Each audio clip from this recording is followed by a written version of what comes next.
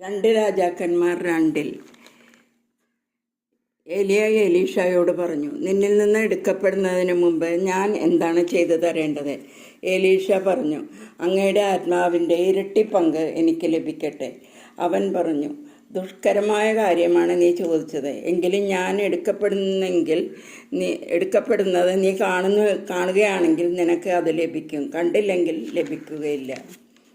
അവർ സംസാരിച്ചുകൊണ്ട് പോകുമ്പോൾ അതാ ഒരു ആഗ്നേയരഥവും ആഗ്നേയാശ്വങ്ങളും അവരെ വേർപെടുത്തി. ഏലിയ ഒരു ചുഴലിക്കാറ്റിൽ സ്വർഗത്തിലേക്ക് ഉയർന്നു. എലീഷ അത് കണ്ട് നിലവിളിച്ചു, എൻ്റെ പിതാവേ, എൻ്റെ പിതാവേ, ഇസ്രായേലിൻ്റെ രഥങ്ങളും സാരഥികളും. പിന്നെ അവൻ ഏലിയായെ കണ്ടില്ല. അവൻ ഏലിയായിൽ നിന്ന് വീണ് കിട്ടിയ മേലങ്കിയുമായി ജോർദാൻ്റെ മറുകരയിൽ ചെന്നു നിന്നു.